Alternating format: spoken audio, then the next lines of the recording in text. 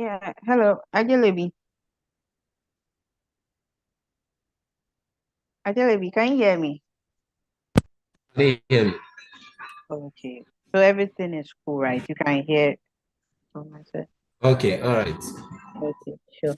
Then I'll tell the doctor to join and see if everything is okay.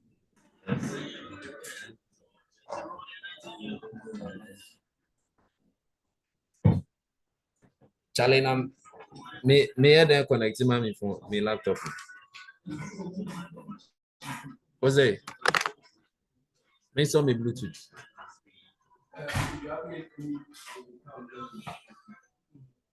Yeah, that's it. May connect me Bluetooth. It's worry me. Tajimi, you see earpiece. Charlie, I've left my earpiece at home.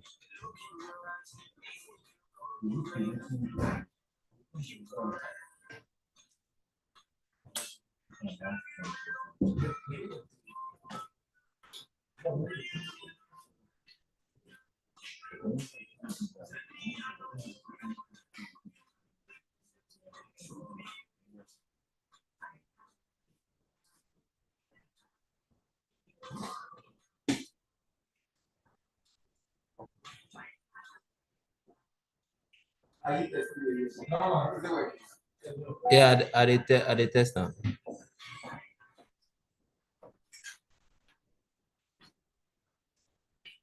Nana, the device will be in name.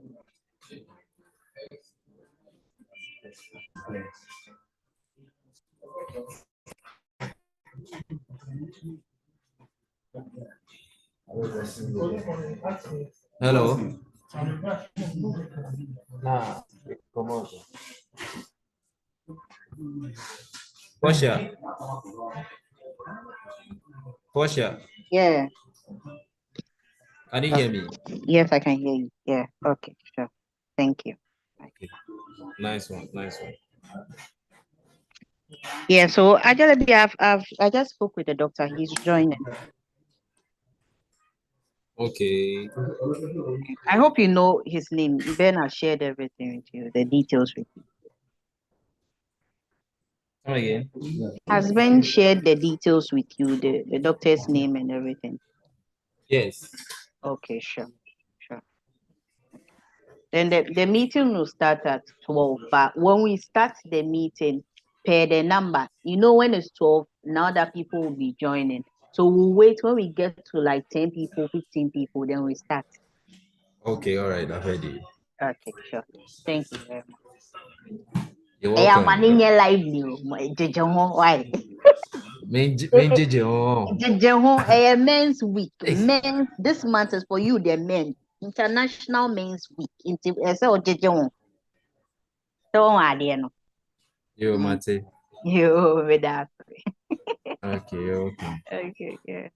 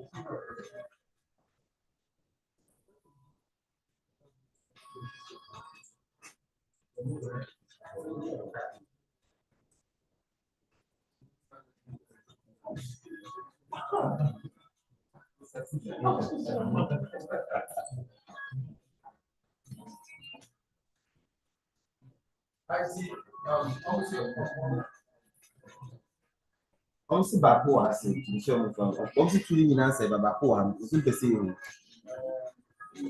this is asɛn kɔm de mo fam bɛsɛ ebi tia kɔ reply ne tia rewind de asɛ yɛ bi na ahyɛ ya we just do it Some of the offer to back. But we catch us about to go with our Bakua. And I'm saying, Bakugo, and I'm saying, funny. I'm saying, my dream was to be the friend of boy.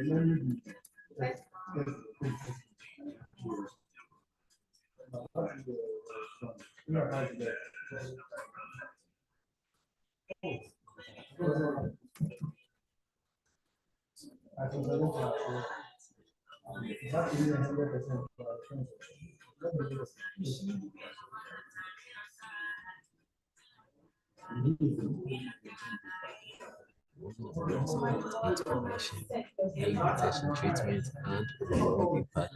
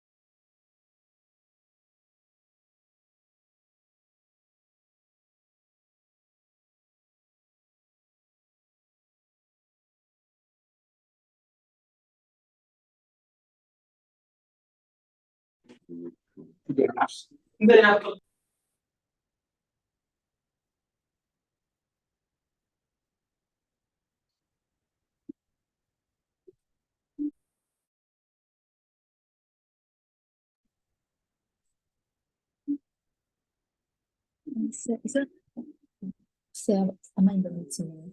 Yeah, in the meeting, And so if I can't hear anything. I only had it.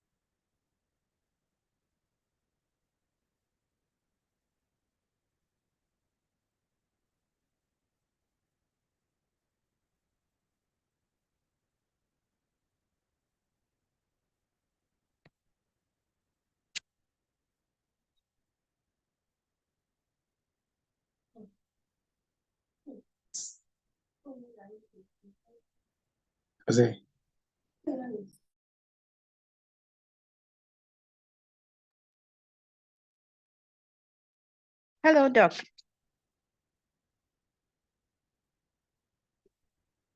Hello, Doc.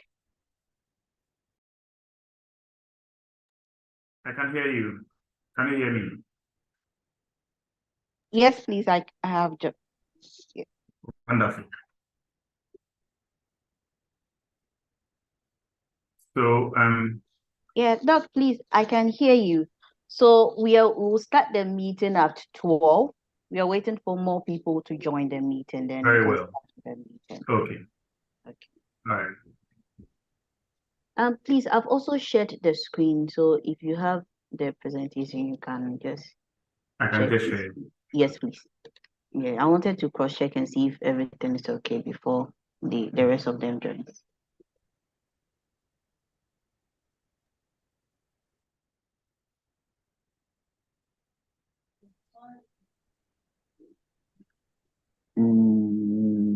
Sabote na.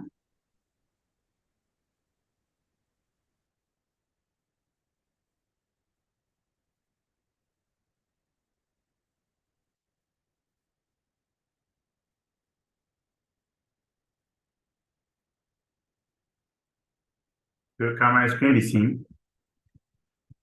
Yes, please. I can see your screen. Okay. Okay. Thank you very much.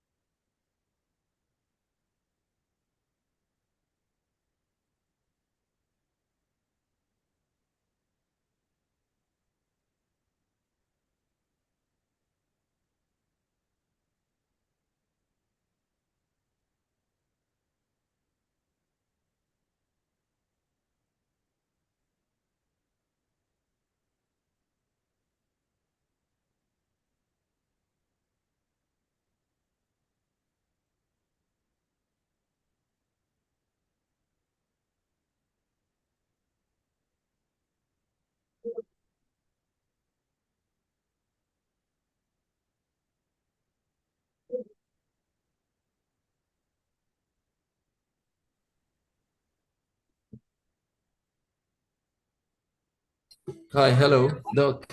Good afternoon. Good afternoon. Yes, my name is Philip Nidaku Ankra, but I'm called Ajele Bidaku in the showbiz industry. So Volika, I prefer you call me for the purpose of this meeting, you can call me Philip. I'm going to be the moderator for this meeting, and I'll plead with you to give us a few minutes so we can allow the others to join in about 5 to 10. Just 5 to 10 minutes for the others to join this meeting, then we can proceed. No problem. Thank you very much. I appreciate it.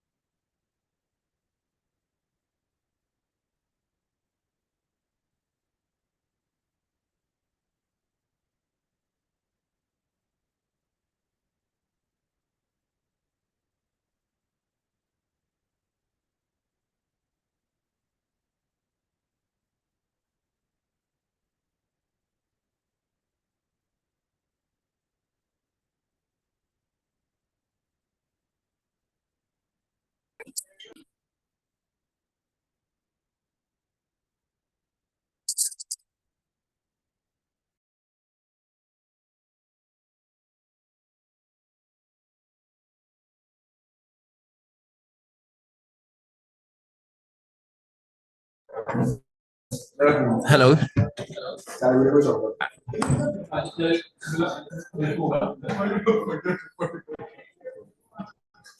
So, Doug, we are ready now, and I think we can start the meeting. But first of all, let me just say, good afternoon, and I welcome everyone here for this another insightful team talk we have here. So today we have invited an esteemed expert who is committed to shedding his lights on a significant health concern that affects men worldwide. And as we all know that prostate cancer is one of the common cancer among men globally, and raising awareness about its prevention, early detection, treatment, and overall impact it has on men is very crucial. And so, without further ado, I would let us to commence this conversation that is aimed to enhance the awareness, to foster collaboration, and also drive positive change in the realm of prostate cancer with our speaker, Dr. Dennis Botte, who is a medical doctor at Healthnet Clinic. My name is Ajele Bidako, as you all know, and I'm going to be your moderator for this meeting today. So, Doc, the ball is in your court, and if you can take us away. Right. So thank you very much, Philip, and good afternoon to everyone. Today we are talking about prostate. We are still sounding alarm bells every now and then concerning conditions that inflict humanity. I keep saying that science has come far, but science has still not solved all problems. And at this point in humanity, what we know is that early detection of problems helps or has outcomes that have better solutions or better outcomes in terms of results. And if things are not seen early, but are seen at a later stage, it always becomes difficult to manage. So this so-called hula balloon about breast cancer, prostate cancer that we see as touting and taunting all over the place is not for just the fun of it, but we know that when people are diagnosed early, they stand a chance of living very good and high quality lives compared to those who are seen at a much later stage. So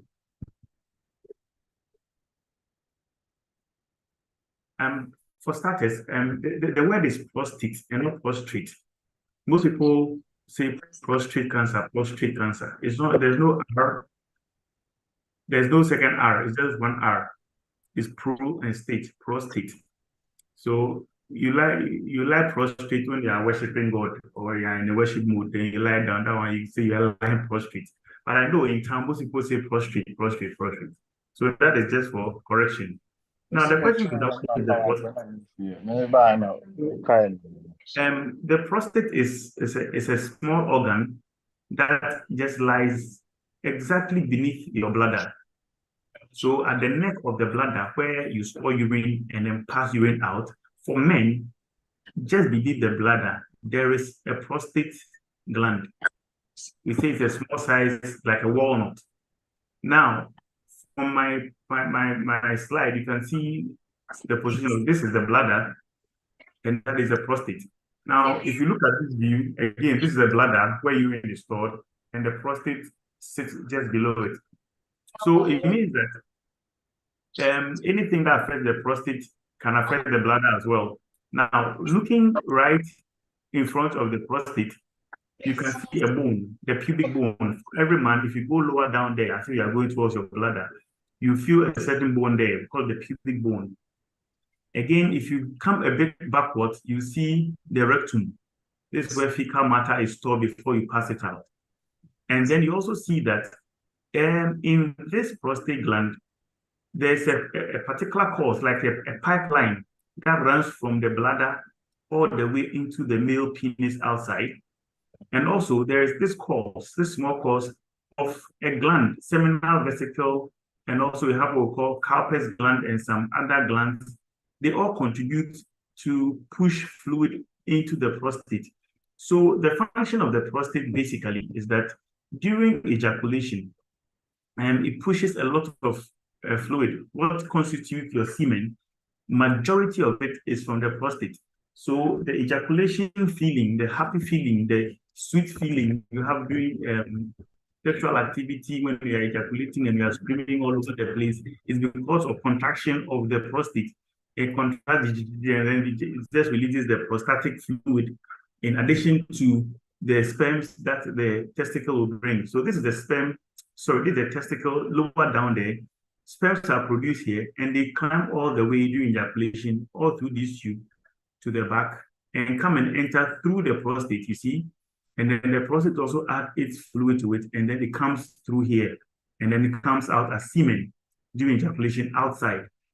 Now, so you realize that the path for semen is different, a bit different in terms of where they come from, and that of urine, they are a bit different. Urine comes from the bladder, but ejaculation and semen comes from the sperm duct through the prostate. So when we are having sexual intercourse, this place closes up. So during sexual intercourse, there's no way you would ejaculate urine and ejaculate semen at the same time because the bladder closes, and then the only course you have is for the semen to pass. It's the same thing I'm showing on this side. Now, another thing you'll be seeing is the backbone. This is the backbone of the human being, the spinal column, the backbone. I've also shown you the rectum, which is where fecal matter is stored. I've shown you the bladder. And here are these green things we call the lymph nodes. So they are lymph nodes. Lymph nodes are the kind of swellings you have in your groin. Sometimes when you have a sore on your foot, you feel a swelling in your groin. Those things are called lymph channels or lymph nodes. Now, I'm showing this because these lymph nodes, these bones, and this rectum and blood are the main places that cancer can travel through. Cancer can start in an organ, but can eventually go to other places in the body. And we call that metastasis. Now, apart from the blood that can transmit cancer cells to other parts of the body, you also know that lymph also does the same thing, or there is direct contact. So if the prostate is close to bone, it means that a cancer in the prostate can move into the adjacent bones or organs that are nearby. So that is the prostate. It has a regular weight. We have a regular weight of the prostate. So if you do a scan and it's seen that the size is way bigger than normal, then there's a cause for concern, for which reason you will need to get some further evaluation by a doctor. So this is another way of showing the same prostate. So it is the bladder, the prostate is down there, and then it crosses to the urethra into the penis, and that is the rectum. And again, that is the pubic bone, and these are the lymph nodes. Another way of showing the same thing in a different way, the open bladder. The bladder is open. This is a slice through the prostate gland, so, and then the urethra, and then the rectum is also at the back. Now, as I've said already, that the function of the prostate is to produce the semen, the fluid that the sperms can swim into Jerusalem. When they go to Jerusalem, that's where they can swim in for the happy entry into Jerusalem.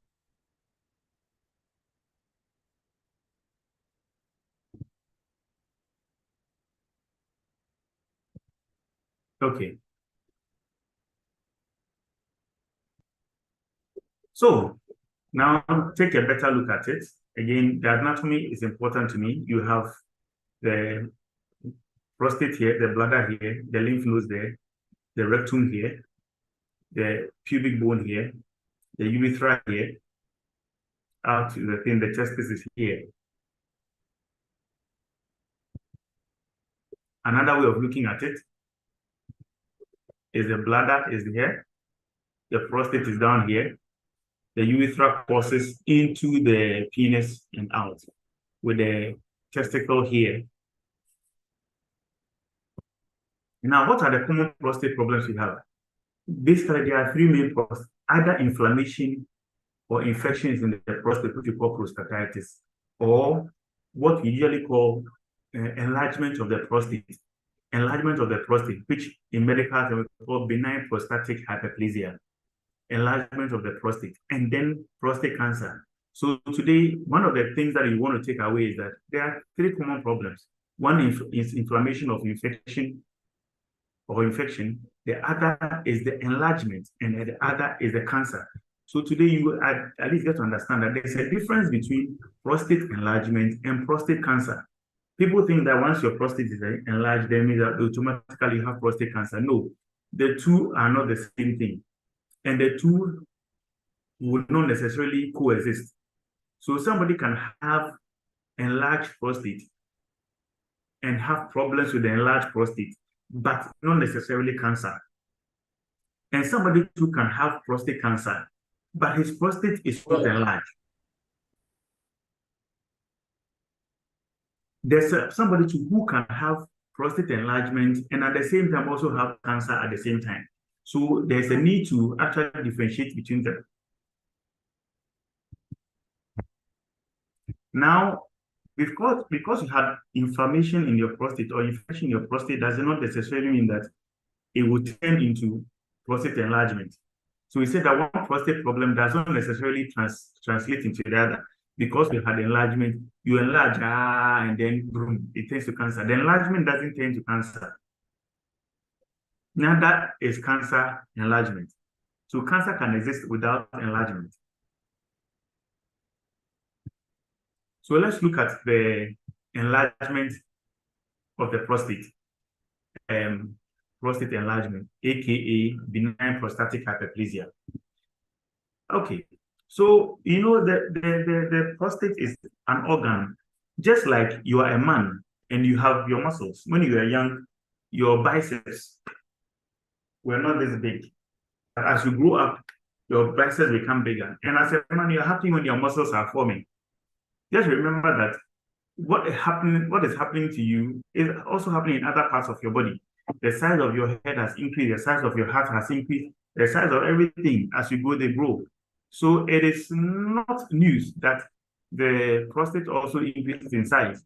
So for every man born of a woman, for that matter, your prostate, whether you like it or not, will definitely increase in size. Your prostate will definitely enlarge. But it is not every enlargement that necessarily gives clinical problems. Now, with the pictures we saw up there, I'm going back to one of my slides. So this slide, for example, this is the prostate.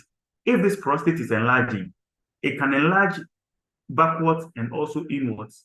This other half also can enlarge outwards and inwards.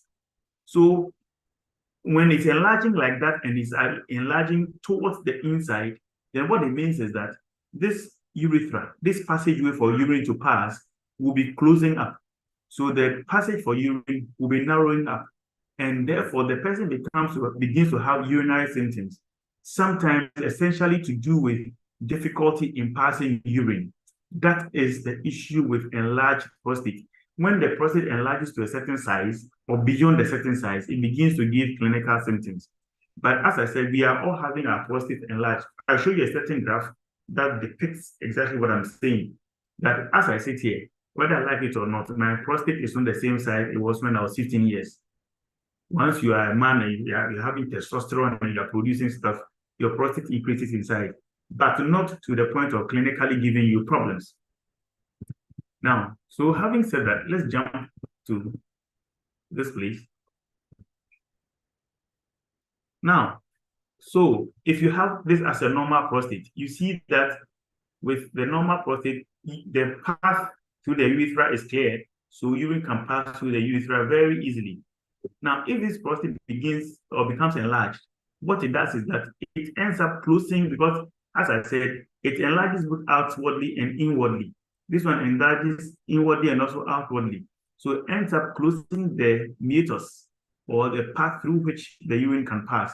And what happens is that the person will find it difficult to urinate. And urine will be sitting in the bladder and sometimes go all the way back up into the kidney from whence it is coming. So if you have a normal bladder like this one, a normal prostate size like this, you have free passage, free for all. When you go to urinate, you don't think twice. You come out your thing, no, you don't have to think.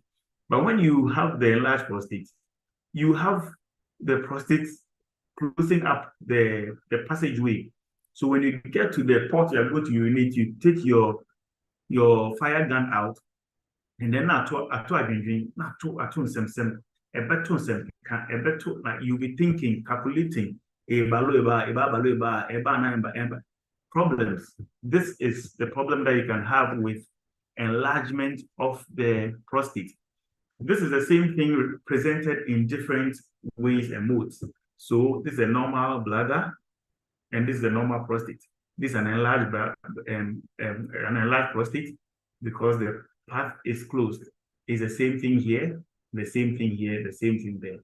So it's going to come with problems. So when do men start having this? Generally, every man begins from the age of 25 onwards. Your prostate is enlarging, it's increasing in size. But most of the symptoms begin to appear after the age of 50. So between 20 and 50 years, usually you may have it easy. But after that, symptoms begin to appear. The statistics say that by 60 years, for half of American men, almost half of American men have BPH, the enlargement. So half of the population of men after 60 years, by 60 years, everybody has an enlargement, but not everybody will show signs. By 70 years, almost all men would have had their enlargement showing. By 85 years, about 90% of men have enlarged prostate, but only 30% will show symptoms. You see, 90% will have the enlargement of the prostate, but 30% will be showing symptoms. It is this 30% that we are interested in helping.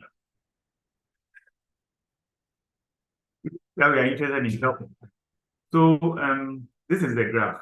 So with this graph, you can see that it's a graph of age versus patients with evidence of BPH. So from age 1 to 10, you see that nobody's prostate is enlarging. You hit 25, going to 30, 31, and then the number of percentage of men with prostate enlargement starts going up. So anybody from 30 years, just know that your prostate has enlarged. Just that it's not giving you symptoms yet. Now, if the prostate begins to give you problems, this is what is going to happen. So for you, you may be young, your father is older in the house, your grandfather, your uncle, and there'll be that urge to urinate frequently. Every now and then it feels like going to urinate. We call it frequency. And when they go to urinate, the power behind the urine is usually weak. So we call it a weak urine flow. Sometimes the urine is flowing, but there are breaks in between the stream. Is breaking, and sometimes after getting this done, and you think that, oh, I'm done, before you turn around, there's some just passes by on your thigh. So, but I thought everything had come out. Now, all these things are symptoms to tell you that possibly your prostate is getting enlarged. So, this is what happens. So, you have what you call hesitancy. You feel like urinating, you get there, and as if then the urine doesn't want to come, you are hesitating. Every now and then, intermittently, you feel like going to pass urine. Sometimes your bladder gets full, and before you get there, some of the urine passes out by itself. We call it incontinence. You cannot contain it. Before you get there, you have solved yourself. And then the frequent going to the washroom, and then that urgency is like when you feel like urinating, if you don't do it urgently, something like the whole world is coming to an end. So you have to rush and get there. And you get there too, then the big thing begins to say that I'm coming, I'm not coming, I'm coming, I'm not coming. All these things are things that is going to worry you or a person who has enlargement. And particularly if a person who you go to sleep the whole night, you never wake up to urinate, and then all of a sudden you start urinating at night 2, 3 times, 4 times in the night, and you are also aging, then you know that prostate problems have started setting in already. Yeah, so if you also get to the point where you go to urinate, apart from the poor stream, the weak stream, the urgency and the hesitancy, you also have to force, you have to put energy behind, strain.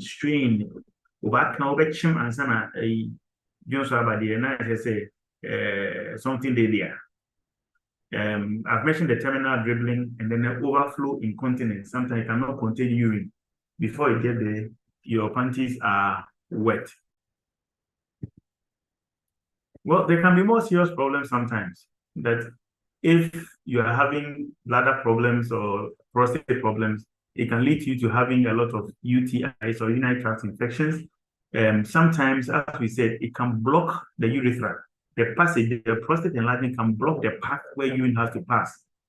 And if urine is not passing, then it will stay in the bladder. It stays in the bladder, infect all the bacteria inside there that are supposed to come out, will then begin to infect the bladder. Or the urine is actually coming up there from the kidney. So the water will go back into the kidneys and cause water around the kidney called hydronephrosis, or can also cause infections around the kidney.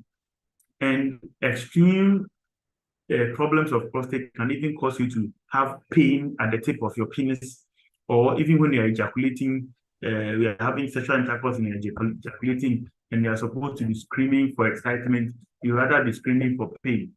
Can you imagine when you're supposed to be moaning for excitement, then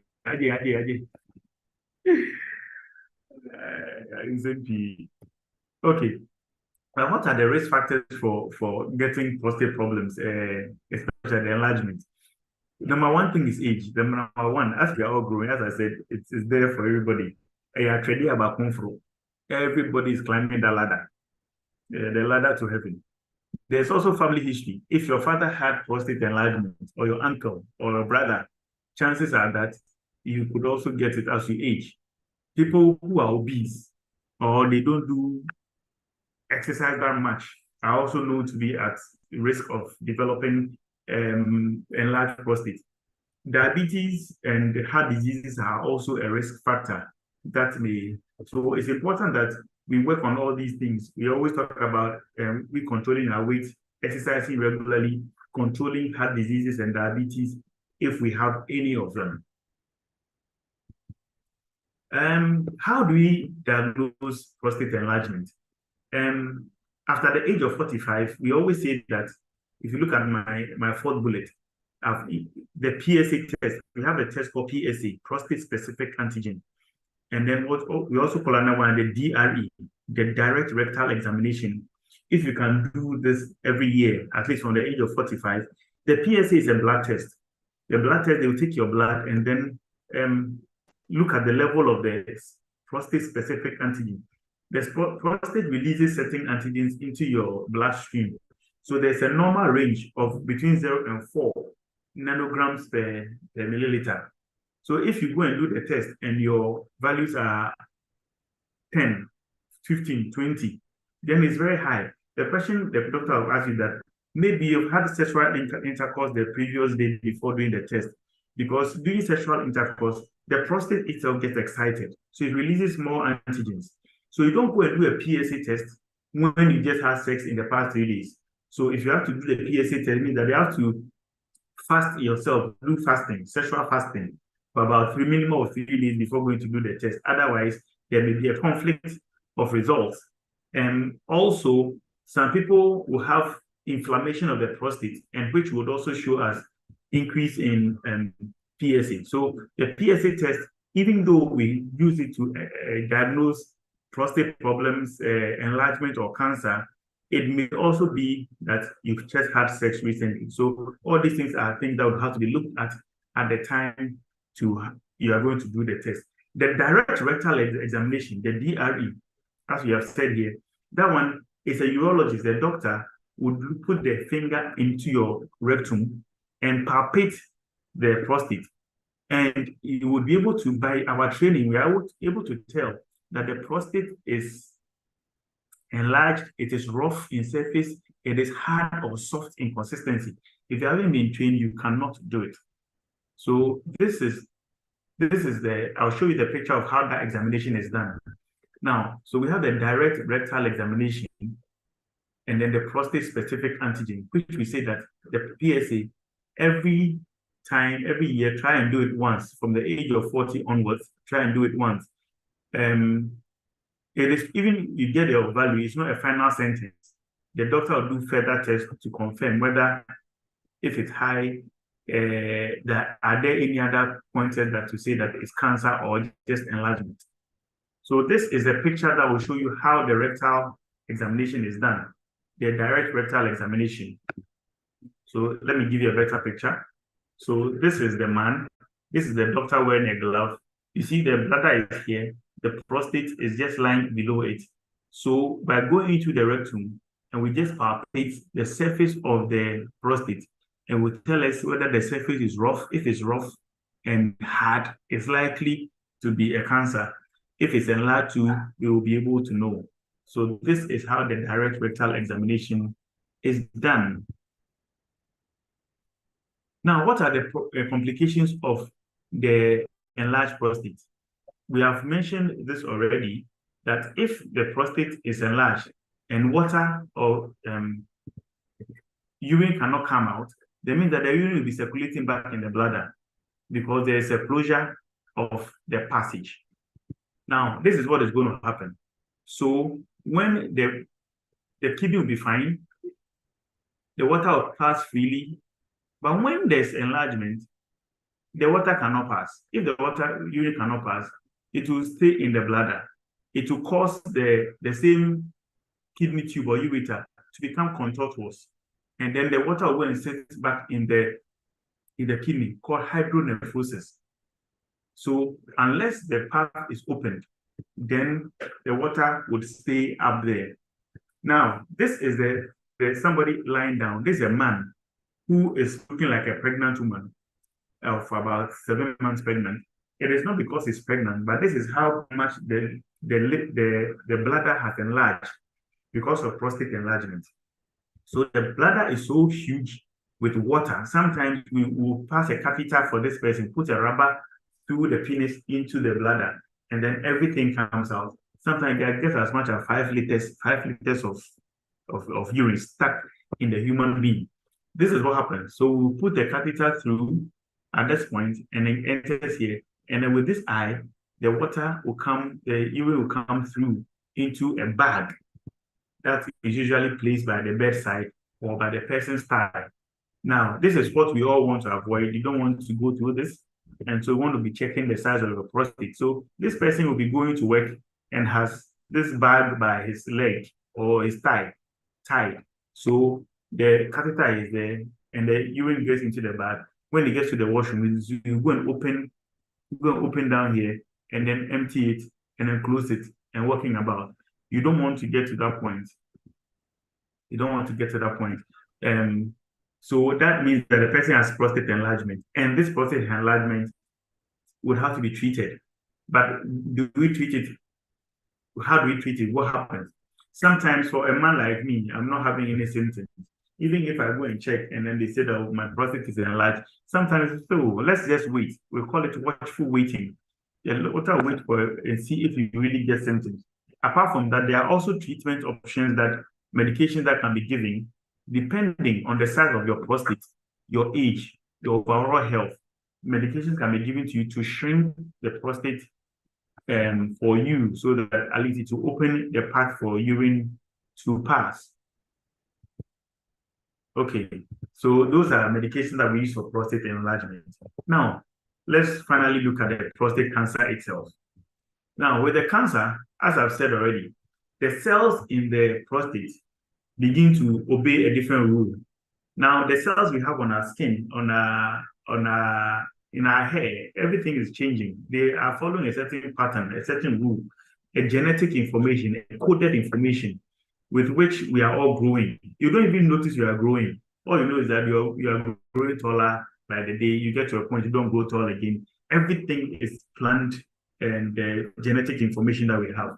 But if for some reason, the genes or the information, the coded information gets infected with, it could be a virus, it could be the chemicals, or it could be just a family history that changes these things, then all of a sudden the cells of the prostate begin to obey a different rule, whereby they will not be forming the normal prostate cells that are supposed to be there, but they'll be forming different cells in the prostate. And these cells can be very aggressive, and as aggressive as they are, they also grow very fast and outpace the cells of the prostate. And these cancer cells, rather, they, in quotes, suck more blood than the regular cells. They demand more from the body. So somebody with prostate is going to eventually start losing weight and have all kinds of problems.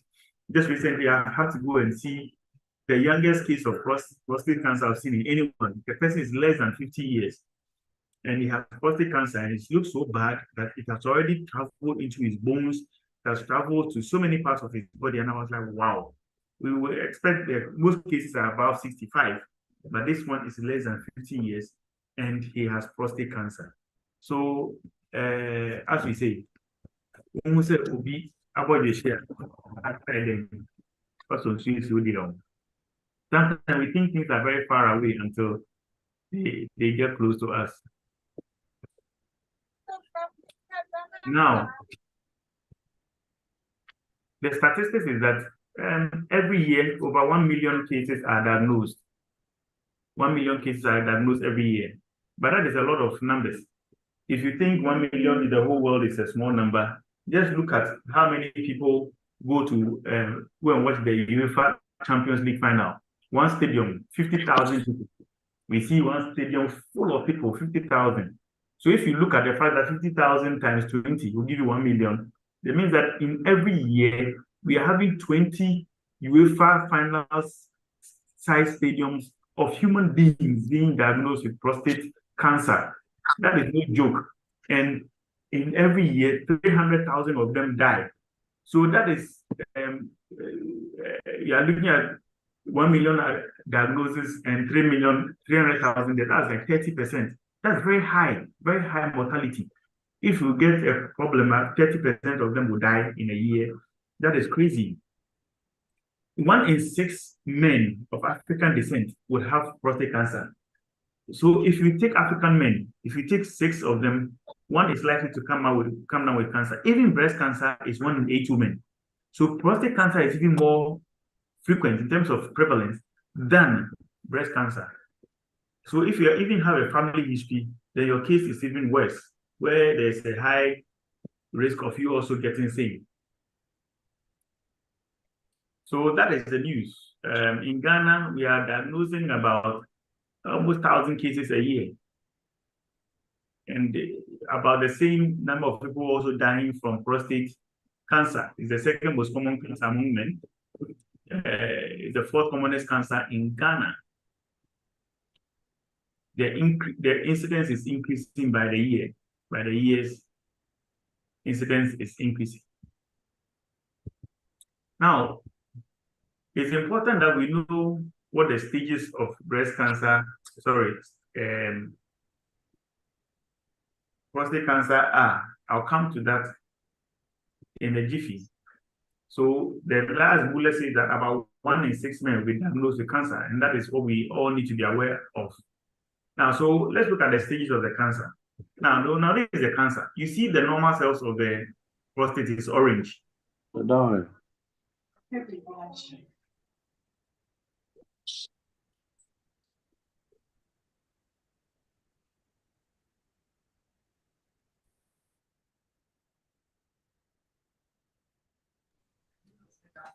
Hi, everyone. So I think Doug has stepped out a while. So I'll plead that if you can all hold on till he comes back. Thank you very much.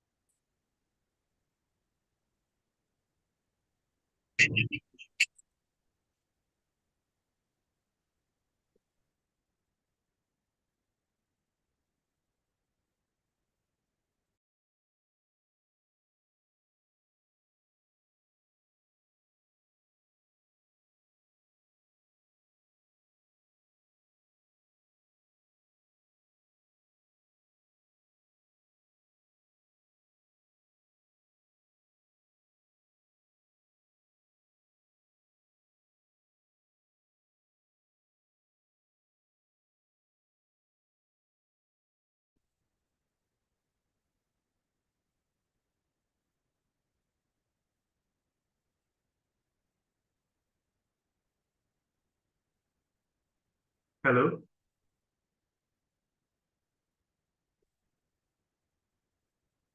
Hello, Doc, please. I can hear you.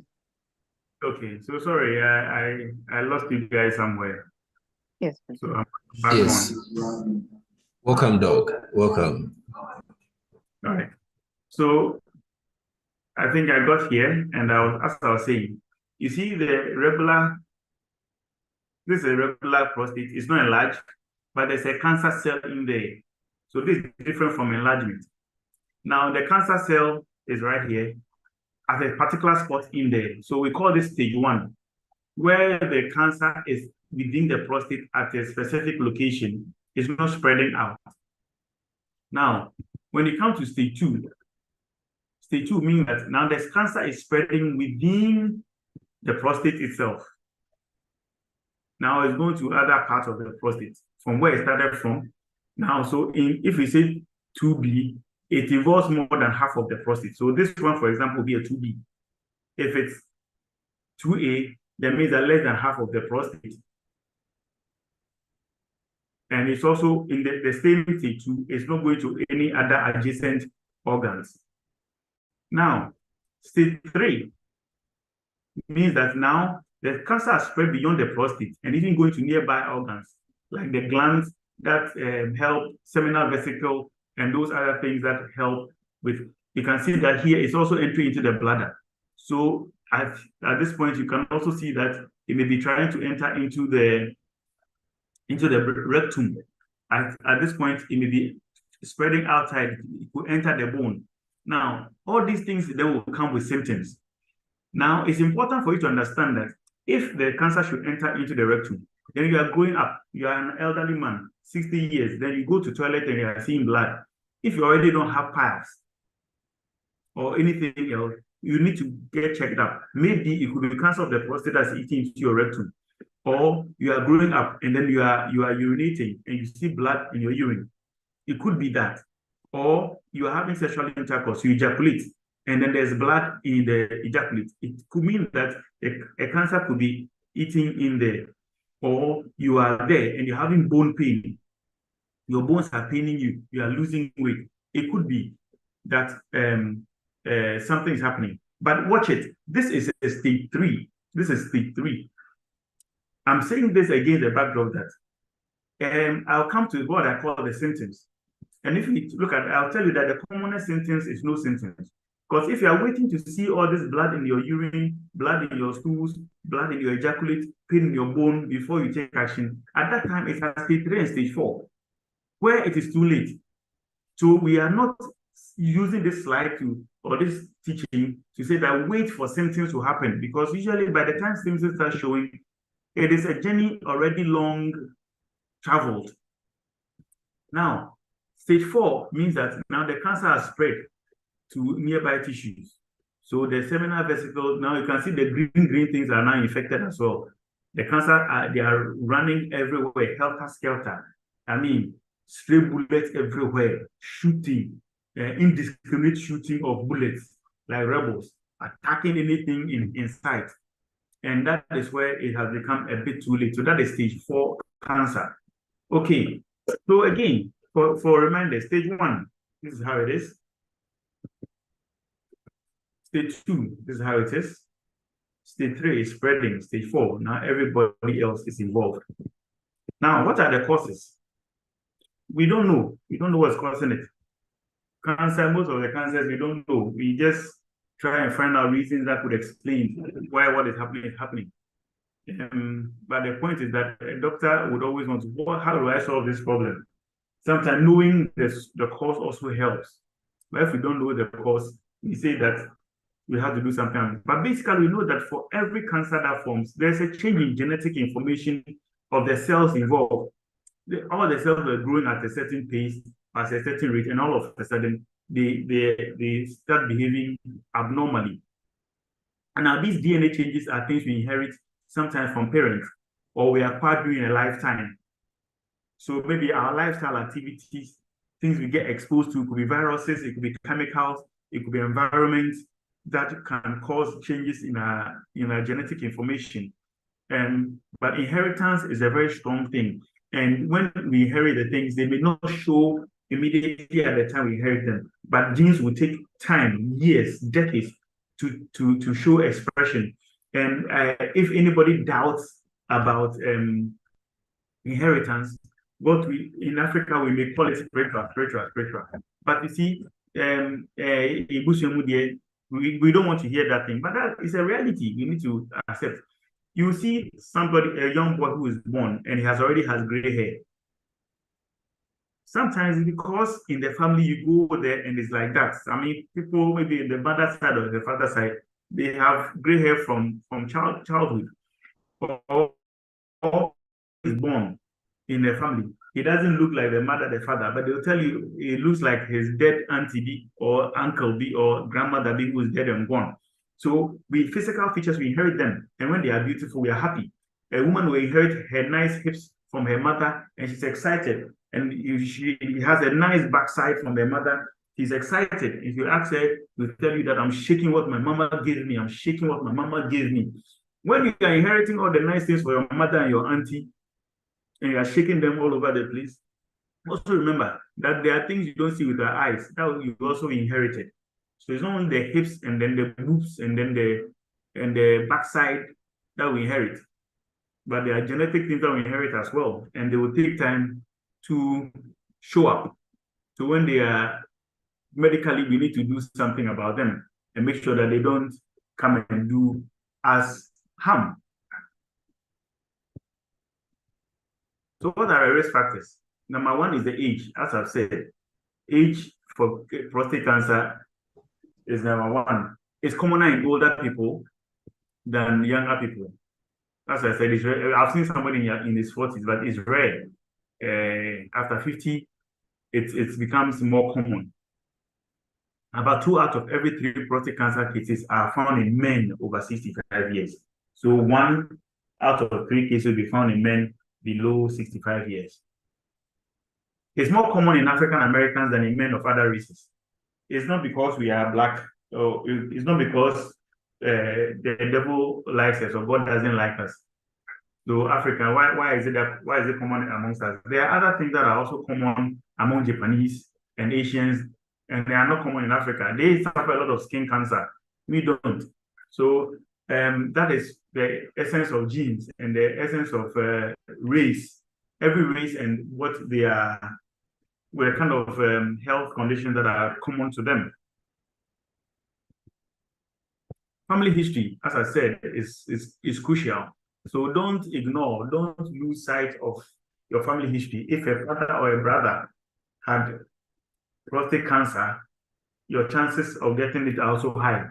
So you will take the necessary precautions.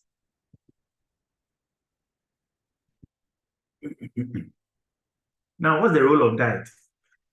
Can diet help prevent prostate problems? Yes, diet plays a very good role. I mean, I'm not a dietitian, but I can say for a fact that the whole world has noticed that people in the Mediterranean area, that is Israel, Lebanon, Syria, Gaza, Iraq, Iran, they don't have a lot of prostate problems. And it has been attributed to the kind of diet they eat. So we call something the Mediterranean diet. And the Mediterranean diet has been seen to be very helpful. Now, they don't eat too much meat. They eat a lot of vegetables. They eat a lot of vegetables that have red, like tomatoes, pepper, and those things. Tomato, in particular, is very helpful for the prostate. That If you're a woman and there's nothing at all you can do for your man, give him one tomato, raw tomato to chew every day. It helps his prostate. To chew tomatoes free. It helps. There are other things that are also can be helpful, but tomatoes is known to be very helpful. And not the cooked one, the raw. Learn to chew some raw tomatoes. There are certain factors that we say that they are not proven, but there are other risk factors will be that obesity, I've mentioned, lack of exercise. If you're also getting a lot of infections in your prostate, inflammation in your prostate, sexually transmitted infections left, right, center, it also increases your risk of getting prostate problems.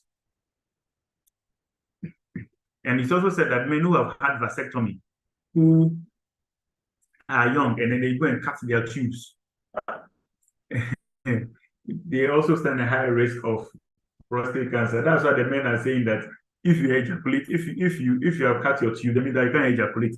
So if vasectomy causes or is an increased risk factor for prostate cancer, that means that if you're a man and you are releasing your sperms every now and then, it's a good thing that you will not get prostate cancer. Okay, well, I'll get to the point where I'll address that question. The men say that you have to ejaculate 21 times in a month in order that I don't get prostate cancer. So they worry the women. Let mama kwanso, kakwa water. So what are the signs and symptoms? Like I say, the commonest sign is that there's no sign. Enlargement or whatever would never give you early signs. By the time you start seeing signs, it means that there's advancement. The problem has advanced. In the case of cancer too, yes, sometimes you may have a slow or weak urine stream. The frequency of urination may be there. The hesitancy, you get to the point where you don't want to urinate and then you're hesitating as if the urine is not coming. Nocturia, incontinence, urgency. If you want to urinate as if the whole world is chasing you, if you don't do it now, something is going to happen. But meanwhile, some years ago, you can even keep urine for a while. But if cancer is advanced, this is where you see the things I mentioned earlier. So if you wait for these things to come, getting an erection, blood in your urine, painful ejaculation, if you wait to see this thing, it means that the cancer is already advanced. And as I said, the cancer can also spread to the bones, in the hips, the ribs, and other areas. And for some men who get prostate cancer, one of the complications is that they get paralyzed because the cancer invades the bones of their back and their waist and then affect the nerves, the spinal nerves there, invade them. And without the nerves, you cannot walk. So how do we prevent prostate cancer? Because the cause is not known, it is difficult to say how we prevent it. But at least what we know that knowing the risk factors, when you know the risk factors, and then the controls that we have, we can use those ones. That there's a family history, there's a race history, I'm a Black man, I'm growing up. And so I need to beware of my prostate.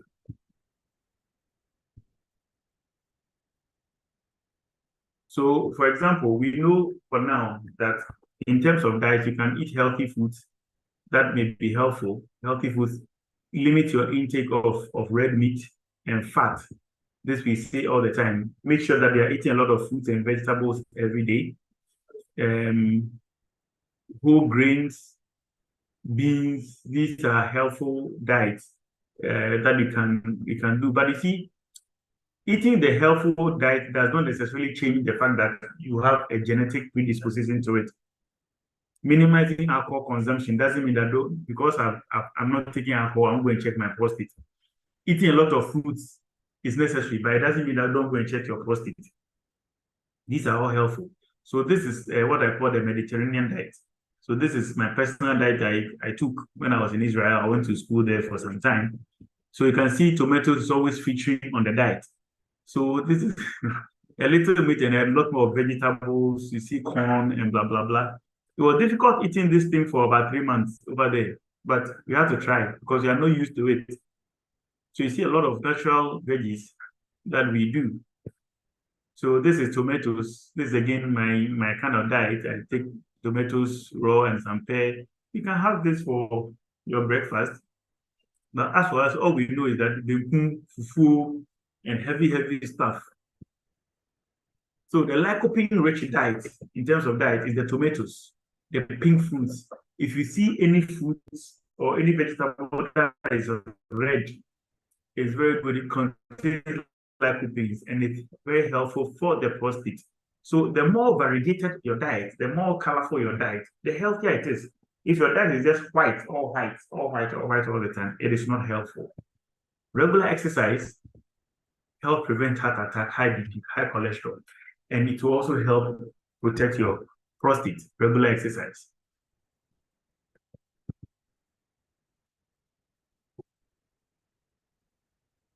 The same exercise strengthens your immune system. It minimizes your risk of prostate enlargement as well.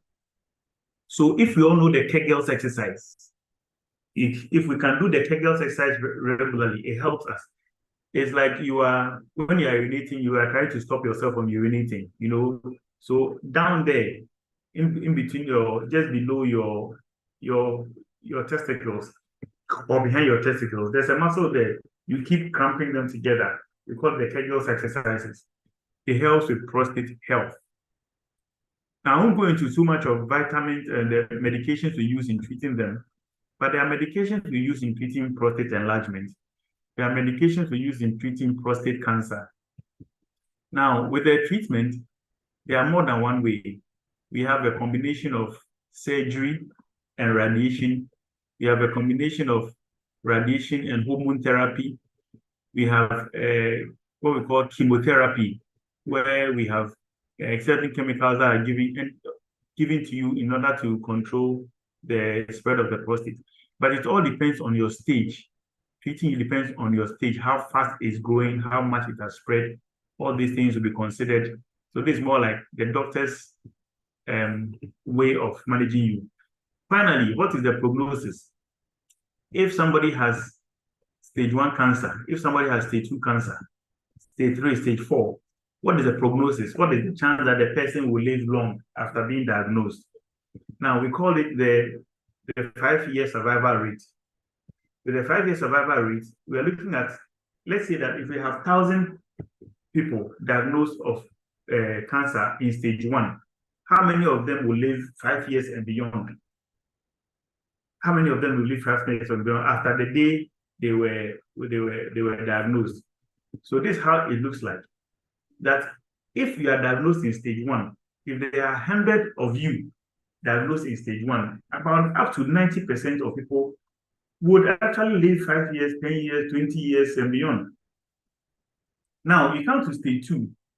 Now, the survival rate reduces to 65%. You come to stage 3, and the survival rate drops further to 35%. And you come to stage 4, only 15% of people will survive. So 85% of people will die. So if it's 1,000 people, then 850 of them will die before 5 years. But if it's stage 1, 90% of people will survive. 900 and more will survive. So that is what we need to know about prostate cancer. Any questions?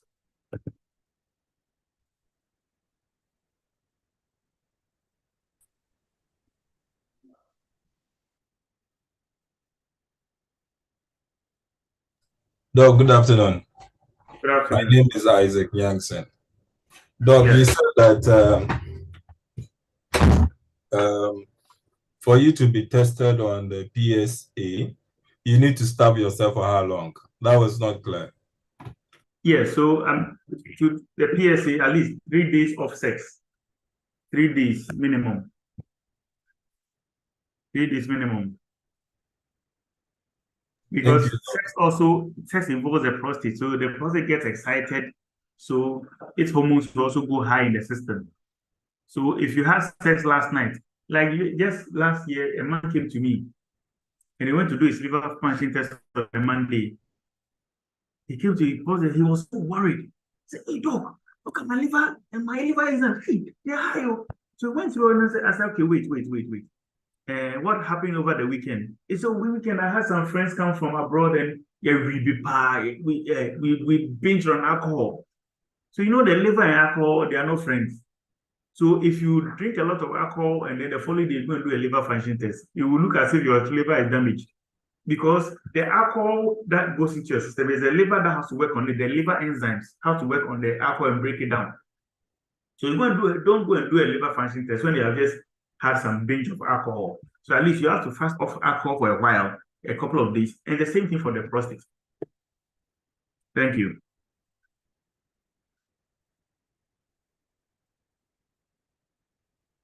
So, Doc, it's me again.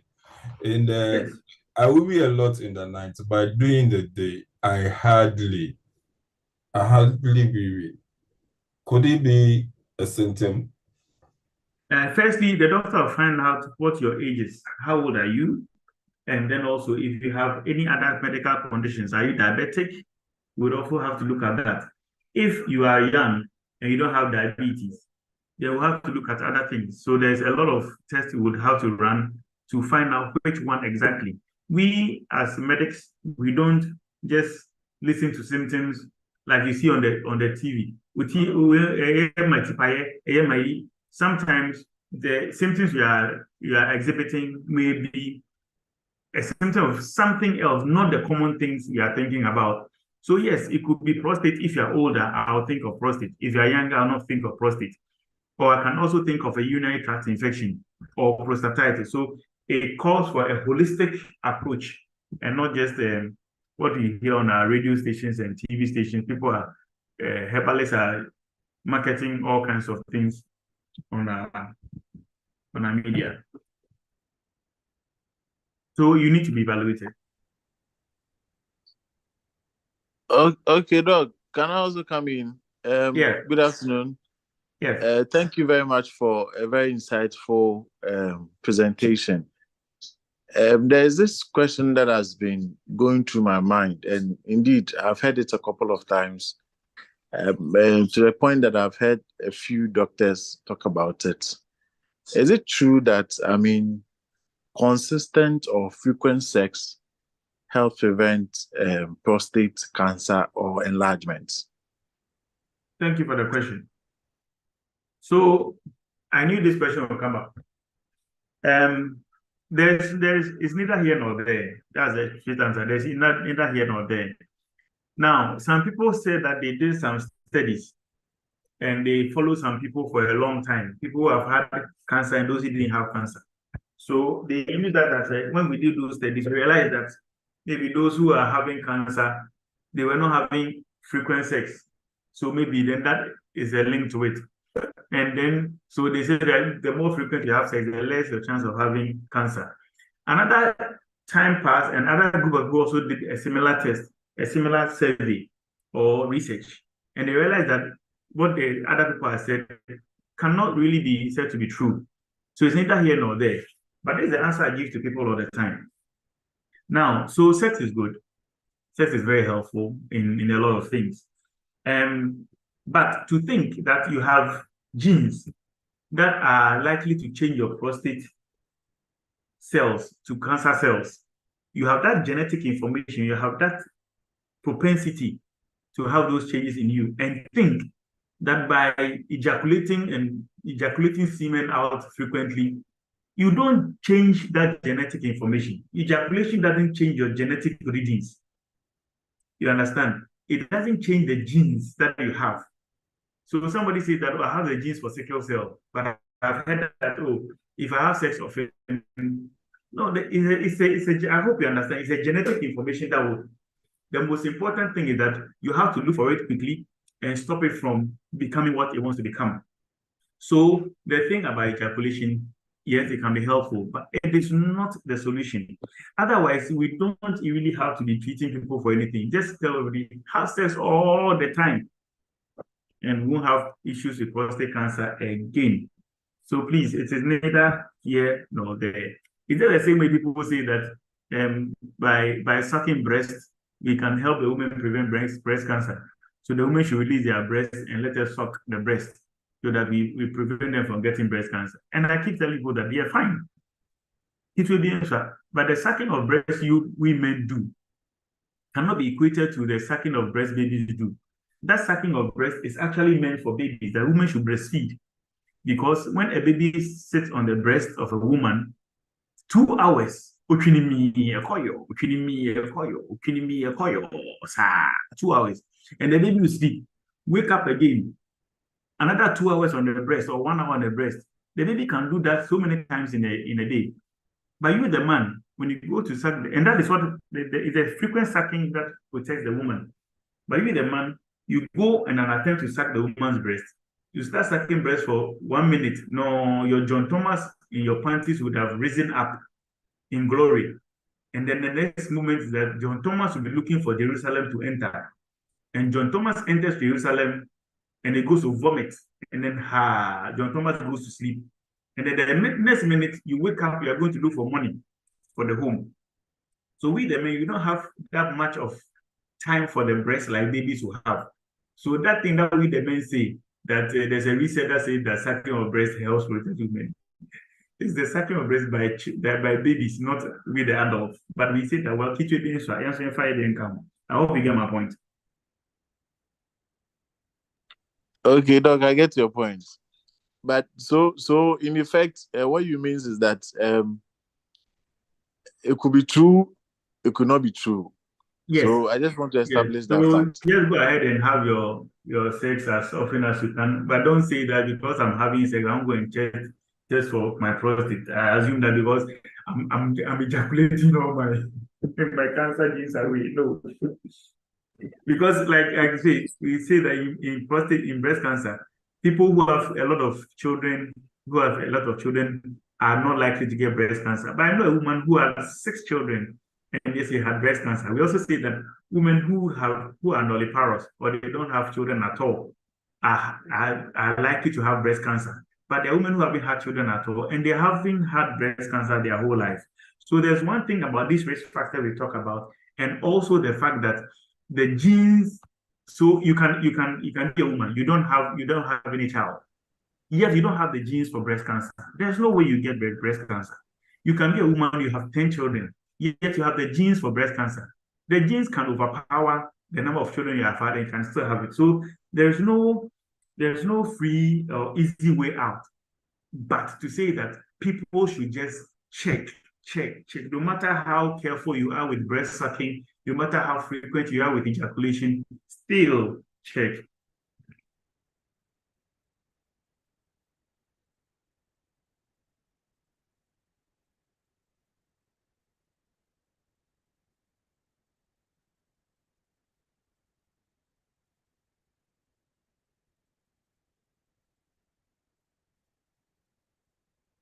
Any other questions?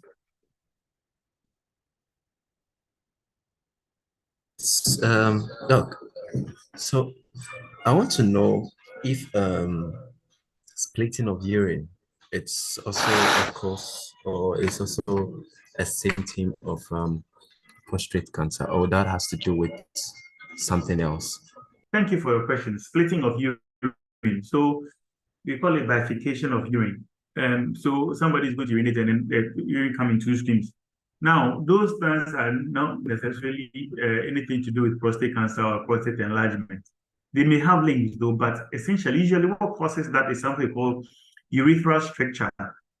So somebody has, the passage of the male passage, where the urine passes, it's a long tube, a very long tube into the bladder. Now, somebody has had infections in the past, infections heal, or urethral infection, urinary tract infections, or they have had sexually transmitted infection, gonorrhea, chlamydia, those things, either treated well or not treated well. Now, when wounds are healing or inflammations are healing, it goes with something we call maybe fibrosis. One touch, like, I have a tube like this, and then healing takes place. In the middle, one part can just touch another, and then they just heal on itself, like a stitch. You cut, and then you put 2 points together, it heals. So when that healing takes place, it makes the passage for urine more stricter, more narrower. So we call it urethral strictures. I got a man from Volta region who came and I discussed chlamydia on TV. And when he came, I made him go and do a urethrogram. And to realize that he had 2 points in his urethra that were blocked, narrowed. So when he goes to urinate, the urine doesn't come with power, a young man. But when he's having sex and he's ejaculating, the sperms don't come out with that kind of power, the squirt thing that is supposed to come out. They realize there's a problem. So those ones are more of urethral strictures. It may not necessarily be cancer. But in all cases, sometimes you need to get evaluated and the problem corrected, sometimes with medication or surgically. All right, Doc. Thank you. I'm seeing a comment in a message in the comment section that says that I should ask you whether what advice would you give to the men that like wearing tight jeans? Oh yeah. Yeah, it's not good to wear tight jeans. That's for the tight is not good. Wear loose stuff. Let your things dangle in between your legs. Let it.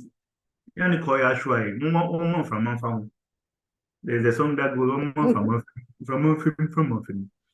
It's good to have your thing dangle. The closer your balls or your testicles are to your skin, you'll be cooking them, and you'll be able to have your pension babies. Because the testicles are meant to be in a place where they have lower temperature. So that's why it's not inside of your body. So it's supposed to be outside. So if you're going to wear tight jeans and then it's so close to your body temperature, you end up cooking your balls, and it can be one of the things that can affect your fertility.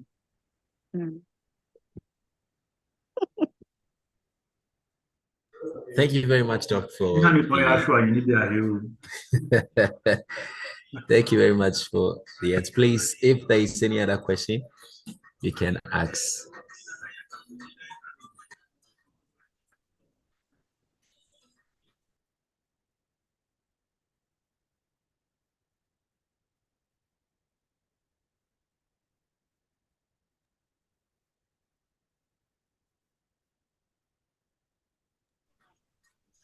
Please, is there any other question?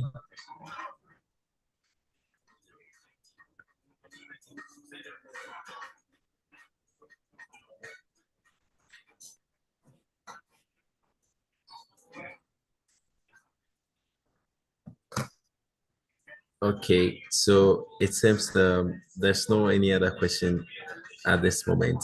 So, Dr. Crowley, I'd like you to share your last words with us and any advice you want to give to the young ones coming. In fact, when you mentioned age as being a factor or as being probably one of the things that may enlarge our prostate, I'm scared a bit of I don't want to get old. I'm like I don't want to get old again because it may also be one of the factors that can enlarge my prostate, which can lead to unfortunately, you can't do anything about you getting older. You will still get there. So that's what science has to know. So what we know is what we work with, and what we see is what we use to advise ourselves. So we are saying that don't wait for the statistics is staggering. It's fearsome. It's fearful. 1 in 6 men will come down with prostate cancer. And as for enlargement, there's plenty. So please, we are saying that don't wait to feel any symptoms. Start looking out for the things, and the earlier it is seen, the better your lifestyle will be. And I remember my late dad, he had prostate enlargement, and he used to get the urine retention a lot. I spoke to him that we should just do the surgery for him. He has all kinds of things about the surgery. You go all the way to somewhere in the wrong Avo region and go and bring some concoctions. A doctor's father, I say, oh no. And the thing worked for some time, and then he go to retention again. Several years. Finally, he decided to go for the surgery. After he did the surgery, he lived for over 20 more years. No wahala with urination problems, and because at the point he was traveling around with a catheter in his manhood, and then with this thing on him, it wasn't very comfortable going to work with all these kind of things. So sometimes our idea about surgery affects us in seeking help early. But when they did it, it's like, oh, it's good I did this thing. And it was free forever. So we are saying that early detection is what we are propagating all the time. Let us have things seen early and then the necessary interventions put in place so that we can live kind of quality of life we want for ourselves. Thank you. Yes, so before you share your last words, this thing just came in mind. I want to know if there are maybe specific exercises that we can do as men to, help curb this kind of problem in the future. Well, every exercise is good. Just that we say that for men, when it comes to men, riding a bicycle is good. But a bicycle, because of the way the seat is, it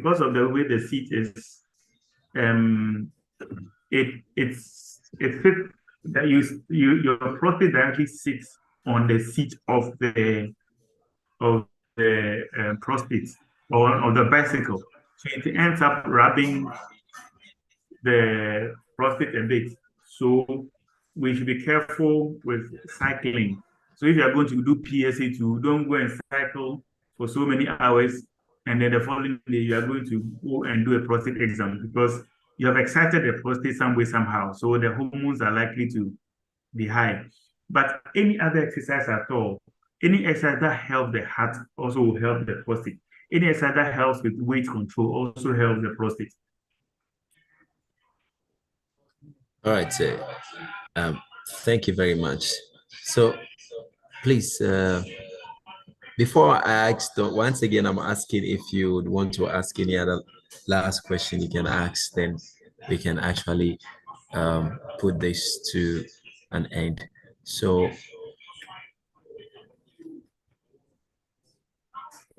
okay then. So I just want to say thanks to you a lot. Thanks a lot, Dr. Dennis Forte, for this insightful meeting. This is for insightful time. It's been great actually. I've learned a lot from this.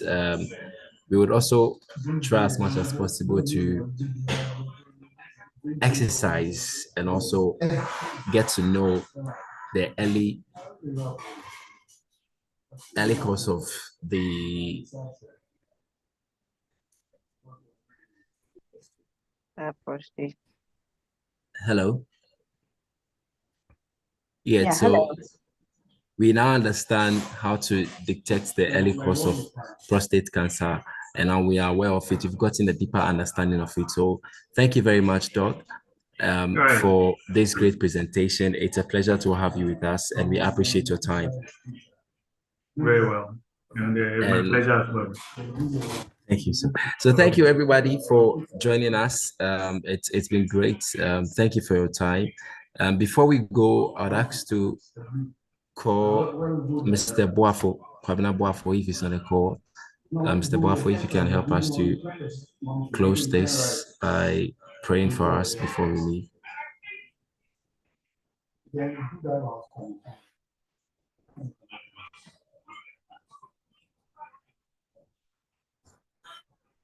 Okay, I think Mr. Boafo is not on the call, so let me call my boss, Mr. Isaac Yankson, who is our head of production, to pray for us before we leave. Boss, please, are you there?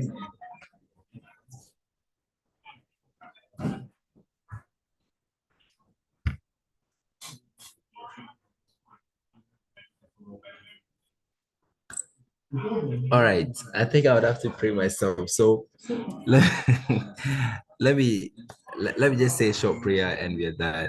So Father, in the name of Jesus, we thank you for this wonderful time. We thank you for the life of our doctor. We thank you for the life of everyone in this company. We pray that may you help us in all of our endeavors, especially what we eat, things that we do that have impact on our health that we don't know. Father, may you help us to get out of all of these things. These and many other things we ask you, your son, beloved Jesus Christ, and I pray. Shall we all say amen? Amen. Amen. Please. Amen. So, Amen. Amen. Mr. Boafo. Hello. Agility. My boys. Charlie. Thank you so much. Oh, Thank you you're so welcome. much for joining this call. You're welcome. Yeah, I appreciate it a lot.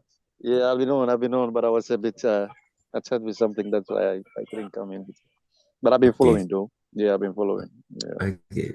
Thank you very much. You're welcome. Madam Vida.